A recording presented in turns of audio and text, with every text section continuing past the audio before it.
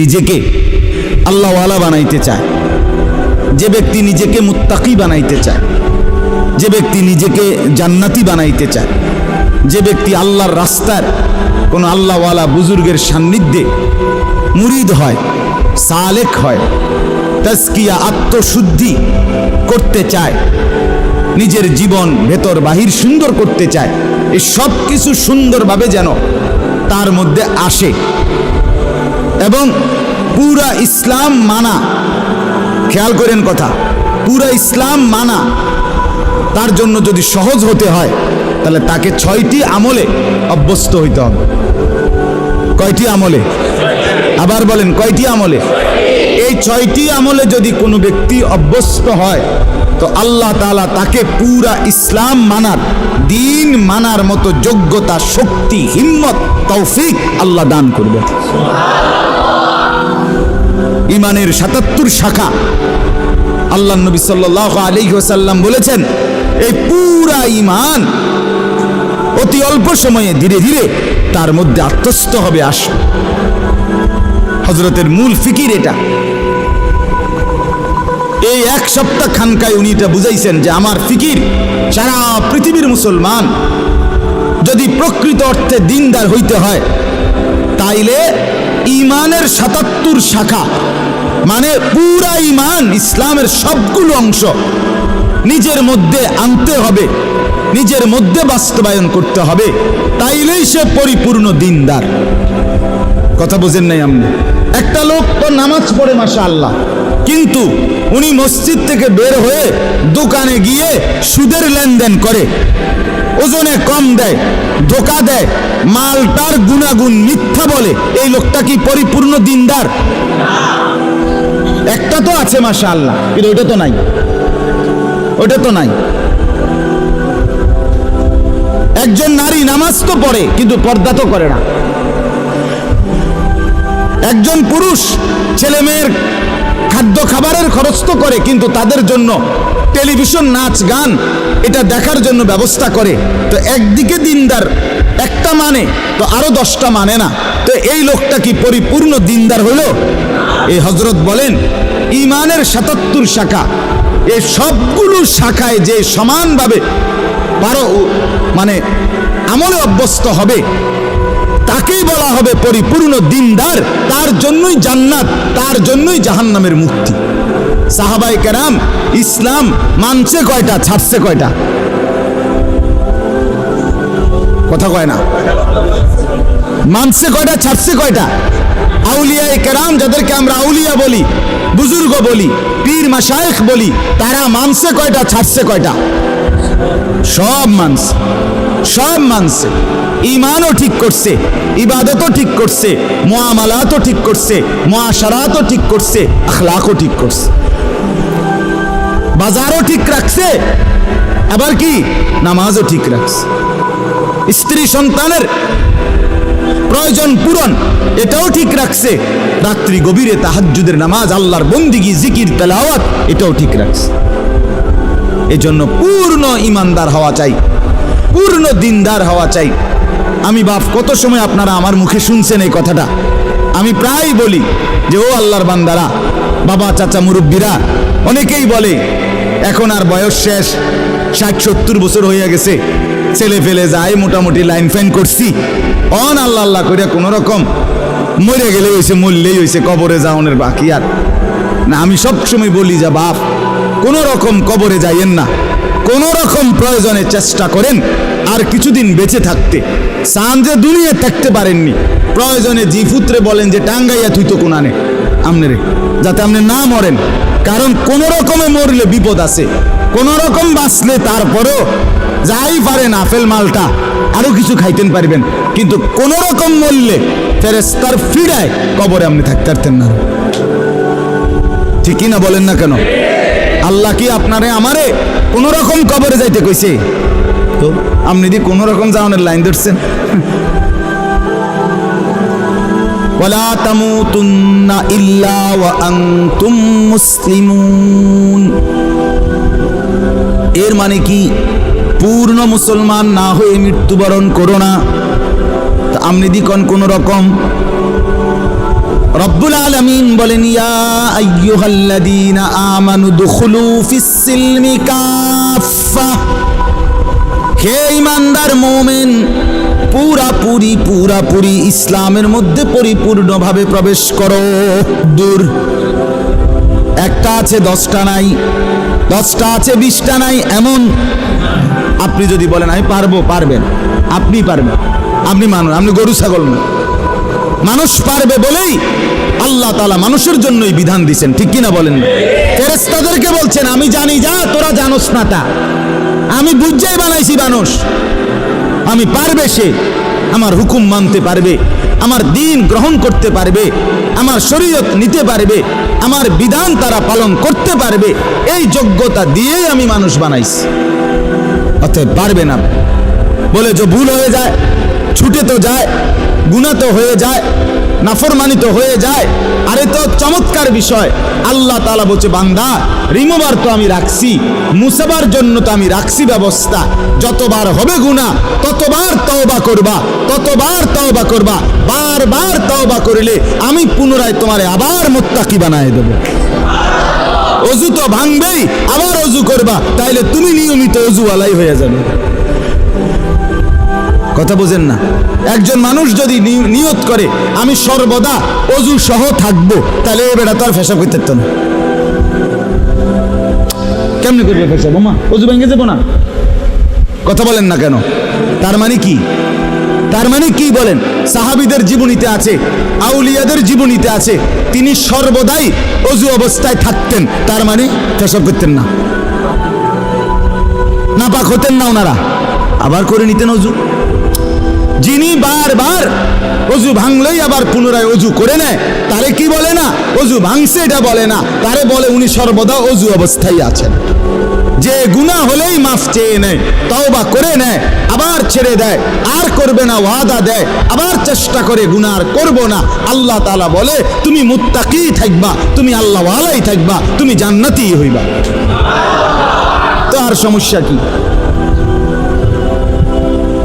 তার সমস্যা কি? 1000বারও যদি তওবা ভেঙে যায় আবার করো, আবার ফিরো। এজন্য বাপ আমরা প্রত্যেকেই পুরা দিন মানতে হবে, ইমানের 77 শাখা সবগুলো মানতে হবে, পুরা দিনদার হইতে হবে। আর এর জন্য বিশেষ শক্তি সঞ্চয়ের জন্য শরীরের মধ্যে ভিটামিন শক্তি আনয়নের জন্য 6টা জিনিস লাগবে। 1 নাম্বার, এই 10 আয়াতের আলোকে বলতেছি, 1 নাম্বার হলো কিয়ামুল লাইল, তাহাজ্জুদ নামাজ, রাত্রিকালীন নামাজে অভ্যস্ত হইতে হবে। যে ব্যক্তি তাহাজ্জুদ নামাজে অভ্যস্ত হবে, রাতের প্রথম অংশে হোক, রাতের মাঝখানের অংশে হোক, রাতের শেষাংশে হোক, তাহাজ্জুদের নামাজে যে অভ্যস্ত, আল্লাহ তাআলা তার কলজার ভিতরে অসাধারণ শক্তি এবং পাওয়ার দান করে, ফলে সে নেক আমলে অভ্যস্ত হয়, গুনাহ ছাড়তে তার জন্য সহজ হয়। আলাইকুম বিকিয়ামিল লাইল ফাইন্নাহু দা'বুস সালিহিন ক্বাবলাকুম ওয়া কুরবাতুন লাকুম ইলা রাব্বিকুম ওয়া মুকাফফিরাতুন লিস-সাইয়্যাত ওয়া মানহাতুন আনিল ইসম। আল্লাহর নবী বলেন সব সময় আমার উম্মত তাহাজ্জুদ নামাজ পড়িও। আল্লাহর নবী বলেন কেন? যেহেতু এটা আমার আগে আদম থেকে নিয়ে যত নেককার মানুষ ছিলেন প্রত্যেকের আমল ছিল। কেন পড়ো? যেহেতু তাহাজ্জুদ নামাজে বান্দা আল্লাহর সবচেয়ে ঘনিষ্ঠ হয়। আর কেন? যেহেতু তাহাজ্জুদ নামাজ বান্দার রাশি রাশি গুনাহ মাফ করে দেয়। আর কেন? যেহেতু তাহাজ্জুদ নামাজ বান্দাকে গুনাহ থেকে বিরত রাখে। এই 1 নাম্বার আমল কি বলেন? এখন যদি বলেন যে হুজুর নামাজে তো পড়ি না, তো নামাজ পড়েন, 5 ওয়াক্ত নামাজে অভ্যস্ত হন, তার সাথে সাথে তাহাজ্জুদ নামাজ পড়েন। 4 রাকাতই হোক, 8 রাকাতই হোক, 2 রাকাতই হোক, অল্প অল্প করে যারা আলহামদুলিল্লাহ নামাজি আছেন নিয়মিত, আপনারা প্রত্যেকেই তাহাজ্জুদ নামাজে অভ্যস্ত হন। তাহাজ্জুদ নামাজের সর্বোত্তম সময় হলো কিছুক্ষণ ঘুমাইয়া এরপরে উঠে পড়া, এটা হলো সর্বোত্তম।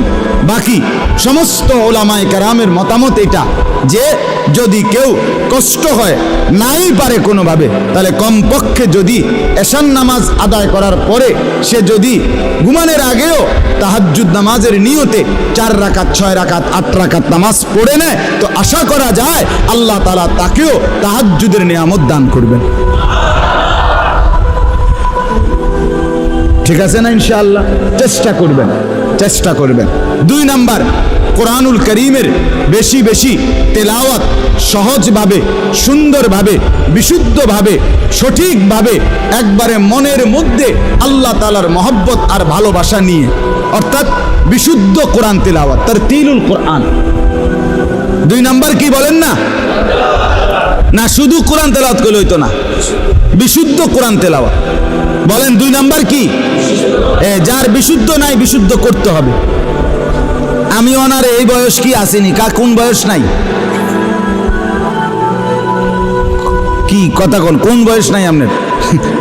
এসব বললে হইতো না। তাইলে কি 2 নাম্বার আমল কি বলেন? এই কোরআন তেলাওয়াতের বরকতে আল্লাহ তাআলা ওই ব্যক্তির মধ্যে ইসলাম মানা সহজ করে দিবেন, গুনাহ ছাড়া সহজ করে দিবেন। গুনাহ ছাড়তেই মন চাই, আমল করতেই মন চাই। সুবহানাল্লাহ। বলেন 1 নাম্বার কি? সবাই বলেন। 2 নাম্বার কি? 3 নাম্বার আল্লাহ তাআলার জিকির। ওয়াদকুর ইসমা রাব্বিক। 3 নাম্বার আল্লাহ তাআলার জিকির। সকাল বিকাল দুপুর সন্ধ্যা দাঁড়িয়ে বসে শুয়ে হর হালাতে আল্লাহকে ডাকা, জবানে সবসময় আল্লাহকে ডাকা।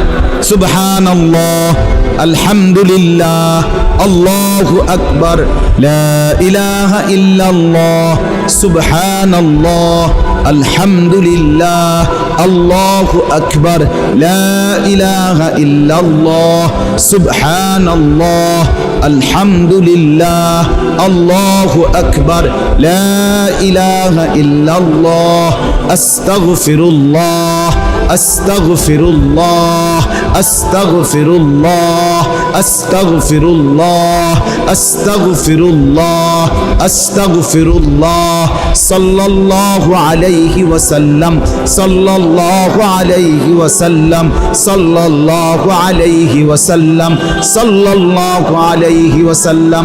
আমার বাপ মনোযোগ দিয়া মহব্বতের সাথে হাঙ্গামা না কইরা, বিরাট বড় মজমার দরকার নাই, আপনি একলাই চুপচাপ কোনো ওই হুল্লোর মানে একারে হেঁসকানি না কইরা নীরবে সুন্দর করে কিছুক্ষণ এরকম জিকির করতে থাকেন, খোদার কসম জিহ্বাটাই মধু হয়ে যাবে,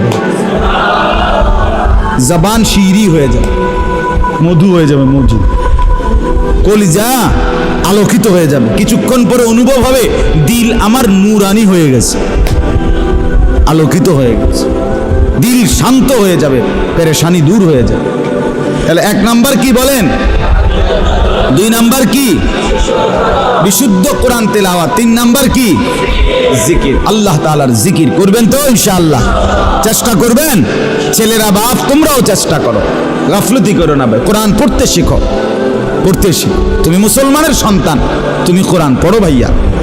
এই বাংলা, অঙ্ক, ইংরেজি, পদার্থ, জীববিজ্ঞান এগুলো হাসরের ময়দানে জিজ্ঞেস করবেন, কিন্তু কোরআন জিজ্ঞেস করবে, কোরআন সুপারিশ করবে। নবীজি বলছে ওইগুলোকে বাদ দেওয়ার কথা বলি না, ওগুলো দুনিয়া চলবে, কিন্তু কোরআন দুনিয়াও চলবে, আখিরাতও চলবে। আল্লাহ নবী সাল্লাল্লাহু আলাইহি সাল্লাম বলেন আস-সিয়াম ওয়াল কোরআন ইয়াশফাআন লিল আবদ।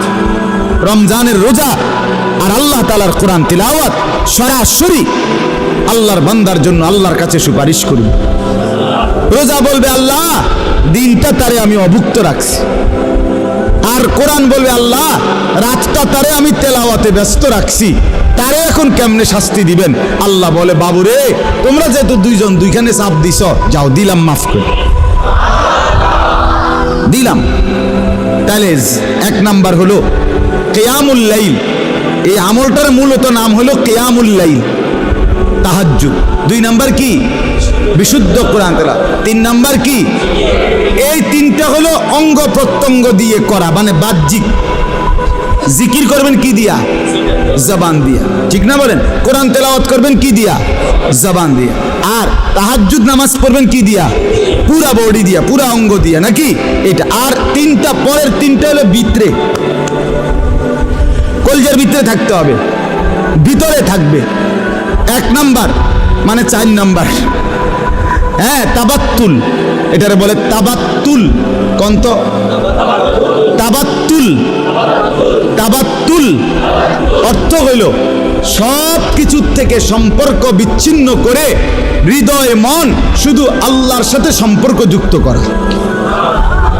দিল আমার শুধু আল্লাহকে ডাকে, মন আমার শুধু আল্লাহকে ডাকে, ভাবনা আমার শুধু আল্লাহকে নিয়ে, আমার চাওয়া পাওয়া সব আমার আল্লাহর কাছে, আমার আবেগ অনুভূতি সব আমার আল্লাহর কাছে। দুনিয়ার কাছে আমি কিছুই চাই না, যা চাই, যা পাবো মনে করি সব আমার আল্লাহর কাছে। অন্তর আল্লাহর সাথে কি করা? সম্পর্কিত।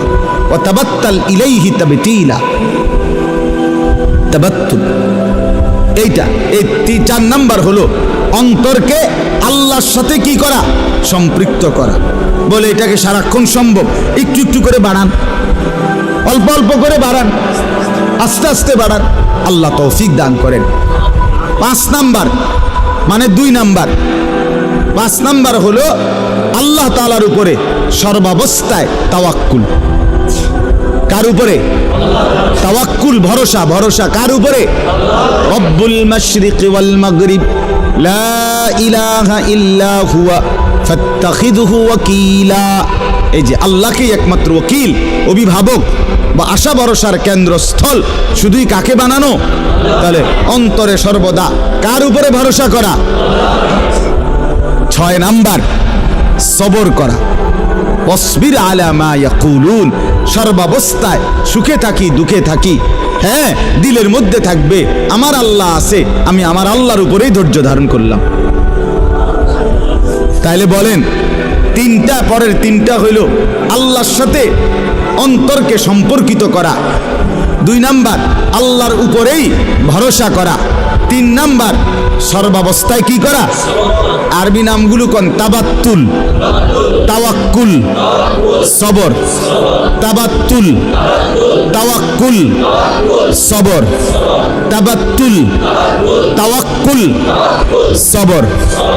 1 নাম্বার কিয়ামুল লাইল, 2 নাম্বার তারতিলুল কোরআন, 3 নাম্বার জিকির, 4 নাম্বার তাবাত্তুল, 5 নাম্বার তাওয়াক্কুল, 6 নাম্বার সবর। 3টা বাইরে, 3টা ভিতরে। এই 6টা পুরো ইসলাম না, মানে এই 6টায় অভ্যস্ত হইলে বাকিগুলো আস্তে কান টানলে মাথা আসে, সহজ হয়ে যাবে, সহজ হয়ে যাবে। বিশেষ করে তাহাজ্জুদ নামাজ, বিশেষ করে কোরআন তিলাওয়াত, আল্লাহ তাআলার জিকির, এই 3 আমল যখন চালু থাকবে ধীরে ধীরে মজাই লাগবে, অন্তর নূর হবে, আমল করতেই মন চাইবে, গুনাহ দেখলেই ঘৃণা লাগবে, গুনাহ দেখলেই অপছন্দ লাগবে। আল্লাহ তাআলা আমাদেরকে তৌফিক দান করেন। আমার শায়েখ আল্লামা মুফতি মুশতাকুন নবী সাহেবের একটা সুন্দর কথা শুনাই। আমার দেখা আমার হযরত আল্লামা মুফতি মুশতাকুন নবী সাহেব খুব বেশি জিকির করে, উনি একেবারে বেশি জিকির করে। ওনার যদি আপনি 100 না 1000 বয়ান শুনেন, তো 1000 বয়ানে শুনবেন উনি কিসের কথা কইছে। বয়ানও করে জিকির, নিজেও করে জিকির। আমি মনে করেন কুমিল্লা থেকে সিলেট হুজুরের সাথে 6 ঘন্টার সফর, অনেকবার গেছি হুজুরে গাড়িতে করে। আমার গায়ে হেলান দিয়া হুজুরে শুইছে, মনে করেন আমি দেখছি শুইয়া লাইছে, ঘুমায়ে পড়ছে। যতবার ড্রাইভার মাসুদ ভাই গাড়ি কোনো কারণে ব্রেক করে, সাথে সাথে নড়ে ওঠে না, এই নড়লেই দেখি উনার মুখ দিয়া লা হাওলা ওয়ালা কুওয়াতা ইল্লা বিল্লাহ, সুবহানাল্লাহ, কোনো না কোনো একটা তাসবিহ করে। তবে এটা না দেখলাম ঘুমা। আমি অনেক দিন দেখছি এটা মাকিরি ভাই, এটা কি ধরনের জিন নিগো না, আদত হয়ে গেছে, অটোমেটিকলি নড়লে চড়লে জিকির করে, জিকির করে, আল্লাহ তাআলার জিকির করে। এই যে জিকির, এই জিকিরের ভীষণ পরিমাণ অভ্যস্ততার কারণে তো হযরতের মধ্যে একটা জিনিস আমি শুধু এটা বলার জন্য, একদিন বহুবার বলছে, অনেক সময় বলে, কয় যে আমি যখন ঘর থেকে বের হই, শুনতেছেন হুজুর বলেন, আমি যখন ঘর থেকে বের হই তখন আমি আমার আল্লাহর কাছে বলি, আল্লাহ এই আমার দুইটা চোখ, এখন আমি রাস্তায় বের হচ্ছি, এই দুই চোখে যদি রাস্তার কোনো বালু খড়কুটা এরকম কিছু আইসা যদি পড়ে, তাইলে আমার চোখের ভীষণ ক্ষতি হবে, জাহিরি ক্ষতি, বাহ্যিক ক্ষতি হবে চোখের, ঠিকই না বলেন না? বলে আল্লাহ এই ক্ষতি থেকে আমার চোখকে আপনি বাঁচান। সাথে সাথে হযরত বলে, আমি আল্লাহর কাছে বলি, আল্লাহ ঠিক তেমনি ভাবে এই চোখ যদি কোনো ভিন নারীর প্রতি পড়ে, তাইলেও আমার এই চোখের ক্ষতি হবে, আখিরাতে ক্ষতি হবে, আমার এই চোখে সীসা গলাইয়া ঢেলে দেওয়া হবে। অতএব আপনি আমার এই চোখকে বাহ্যিক ক্ষতি থেকেও বাঁচান, আপনি আমার এই চোখকে আখিরাতের ক্ষতি থেকেও বাঁচান। হুজুর বলেন, কয় এই দোয়ার বরকতে, আল্লাহ তাআলার জিকিরের বরকতে, কয় হাজারো ঘন্টা রাস্তায় চলার পরেও আমার কাছে রাস্তায় নজর কোনো দিকে তাকাইলেও গাছ আর মানুষ একই রকম মনে হয়। অনেক দিন বলছে, কয় যে গাছ যেরকম মনে হয় মানুষও এমনই মনে হয়, আলাদা কোনো এটা নিয়ে কি হয় না, কু নজর বদ নজর হয় না। এই জন্য বললাম একটা আমল এখানের মধ্যে জিকির, এটা আরো 100 আমলটাকে কি করে দেয়, সহজ। আল্লাহ তাআলা আমাদের প্রত্যেককে তৌফিক দান করেন, কবুল করেন।